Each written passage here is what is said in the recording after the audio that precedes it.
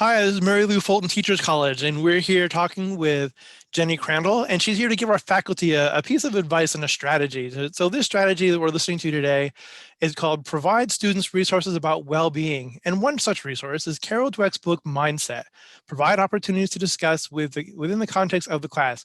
Jenny, tell us about the influence of Carol Dweck's book, Mindset, and why this is a strategy you want to share with faculty today. Okay, so this summer, my mom introduced me to this book, Mindset by Carol Dweck.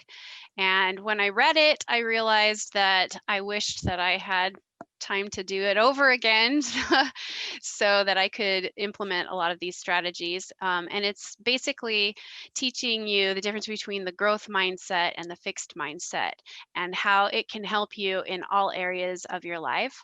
So, as I read it, I realized as a teacher, as a parent, as a wife, as a friend, it had so many applications, and I fell in love with it. I bought it for all of my children, and then I bought it for all of my student teacher residents for the semester, and I sent it to them before their student teaching started. And then when we met for the first time, I just talked to them about why I loved it and how I felt like it could help them not only to better themselves, but to sort of understand the mindset that their students have and to help them help their students have that growth mindset, because we know, especially right now, that we need that in order to be okay and to get through these difficult times. So one quote that stood out was, with the right mindset, you can motivate those you lead, teach, and love to transform their lives and your own. So I just felt like it was a great tool to get them started. And if they don't have time to read it during the semester, hopefully they'll have a chance to read it after. But I wanted them to have a tool to help them understand the minds of the students that they're teaching, and then also help themselves to have a growth mindset.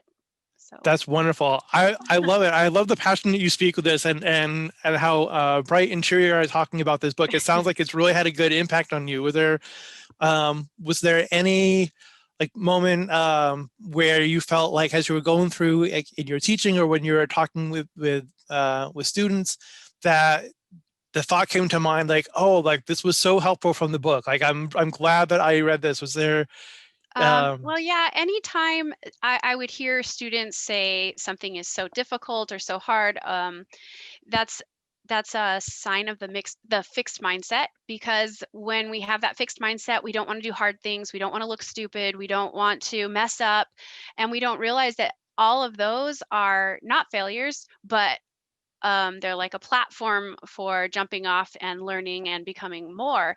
And as a teacher, I saw it in my students over the years all the time, where you would have really bright, really talented students, but they would stop themselves from doing anything if they ever messed up or didn't do well, because they wanted to always have that praise of doing a great job, and so they would never push themselves to do anything beyond that.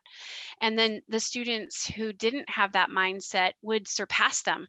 And so I've shared this with my SED 396 classes, and just talk to them about how doing hard things is the key, and pushing ourselves to do those things and not be embarrassed when we make a mistake, but learn from those mistakes. So yeah, I definitely have used it ever since I read it, anytime with my children and my students.